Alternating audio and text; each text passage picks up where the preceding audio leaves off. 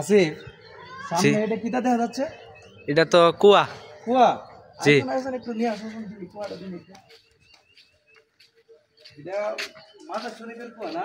জি জি, এটা মাজার শরীফের আর কুয়া। বিশাল বড় গর্ত দিয়ে, বিশাল।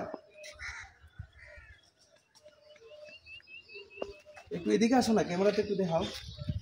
অনেক বড় গর্ত। আমি কি এর ভিতরে ঢুকতে পারবো? জি, হ্যাঁ ঢুকতে পারবেন। ঢুকা যাইব? ঢুকা যায় বই, গ্রিল দিয়ে রাখছে, রড দিয়ে রাখছে ওদিকে। এই যে রড দিয়ে রাখছে, রড দিয়া? জি জি। হ্যাঁ জি জি। ঠিক আছে, তাহলে আমি একটু ঢোকার চেষ্টা করি। আচ্ছা করেন। দেখি। বিসমিল্লাহ। পরে নিচে কি আবার? না, রডে রডে যাইবেন। আল্লাহ, আমার কিন্তু ভয় করতেছে। আচ্ছা, এই কুয়ার থেকে কোনো সময় পানি খাইতো? পানি খাইতো? পানি খাইতো? এখন কি কুয়ার পানি খাওয়া হয় না? না, এখন তো খাই না কেউ। খাইতে পারবো। হ্যাঁ খাইতে পারবো। খাইতে পারবো না? আমার ট্রেন তো মনে হচ্ছে যে নিচের পানিগুলো অনেক ময়লা থাকে। পানি ভালো? হ্যাঁ, এই কুয়ার পানি খাওয়া যা? যত এক নম্বর পানি নিচে থেকে উঠতেছে, কলের পানি এটা। মানে নিচের থেকে উঠতেছে পানি। আর এই অনেক সুন্দর বিশাল রকমের পানি আছে। তো এখন দিয়ে জানি মানুষ কিন্তু পানি খাইতে আর দেখি না। পানিটা আছে দিয়ে ঘরে রাখতেছে, ঘরে থেকে জমা করে ঘরের থেকে করতেছে, ঘরে রাখে জমা এখান থেকে নিতেছে। মানে এখান থেকে ঘরে নিয়ে রাখে, রাখে এরপরে তো অনেক পানি করে। আবার যে আছে দড়ি আছে, দড়ি ছেড়ে নিতেছে। এই যে রশি দিয়া। আর সবাই তো নামতে পারে না এটা। আমি নাম নিতে আপনার ঘরে। হ্যাঁ, আমি কদিন নামছি। কই দিন নামছে? রান্না ভরসা করছি না। এই যে ওই যে পানি ইয়া করার ওই যে এই যে এটা দিয়ে মনে হয় পানিটা। জি জি, এটা দিয়ে। আমি একটু নামা দেখি। রান্না নিচে আমি নিচে সাফ করি। কিন্তু ফাইনালি পাইবেন আর একটু ওই রডটা ধরেন।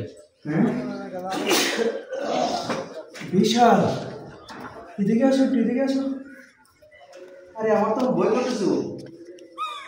বইয়ের কিছু কারণ নেই। বিশাল গর্ত কিন্তু অনেক নিচে। জি জি জি। এই নিচের থেকে পানি উঠে, আর এই পানি কুয়ার থেকে মানুষ নিয়ে নিয়ে পানিটা অনেক কষ্ট মনে হচ্ছে এটাতে পানি তোলা। আমার ভয় করতেছে।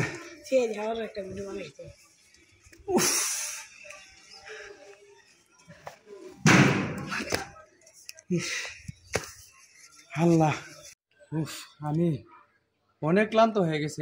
একটু তো আজকে রোজা, প্রথম রোজা। এখন মনে হয় 4টা বাজতেছে আনুমানিক। তো আসলাম এদিকে একটু ঘুরতে, আসা দৃশ্যগুলো এত একটা ভালো লাগছে। এই যে মাজারের সাইডটা, মানে অনেক ভালো পরিবেশ। আরে ওইদিকে তখন অনেকগুলো কবুতর। আসো আসো, এদিকে আসো।